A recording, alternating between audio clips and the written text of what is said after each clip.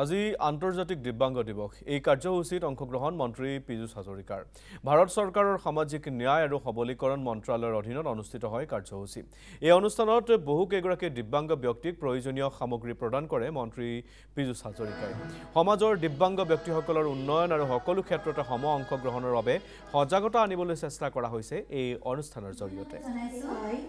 regional office of Guwahati তেখেতক সম্বৰ্ধনা জনাবলৈ কপিল জম্বুৱাল দেৱ ছাৰক তেখেতক মঞ্চলৈ আহিবলৈ অনুৰোধ জনাইছোঁ তেখেতৰ উজ্জ্বল ভূমিকা আপোনাক মঞ্চলৈ আহিবলৈ অনুৰোধ জনাইছোঁ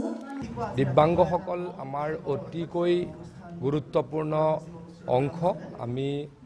দিব্যাংগ মানে দিব্য অংগ দিব্য মানে ভগৱানৰ অংগ গতিকে ভগৱানৰ অংগ যাৰ আছে তেখেতসকলক আমি প্ৰত্যেক মুহূৰ্ততে সন্মান কৰিব লাগে সহায় কৰিবলৈ চেষ্টা কৰিব লাগে আৰু তেখেতলোকক লৈহে আমি আগুৱাই যাব পাৰিম তাৰ সেই মনোভাৱৰে আমি কাম কৰিব লাগে আমাৰ অসম চৰকাৰৰ যিকোনো ধৰণৰ চাকৰিত আমি দিব্যাংগসকলৰ কাৰণে 4% ৰিজাৰ্ভেশ্যন ৰাখোঁ গতিকে মই ভাবোঁ এই কথাটো যিহেতু আমি আখৰে আখৰে পালন কৰোঁ আৰু প্ৰায় 1.5 লাখ চাকৰি যোৱা 3.5 বছৰত ডক্টৰ হিমন্ত বিশ্ব শৰ্মা ডাঙৰীয়াৰ চৰকাৰৰ দিনত আমাৰ যুৱক যুৱতীসকলে পাইছে গতিকে নিশ্চয়কৈ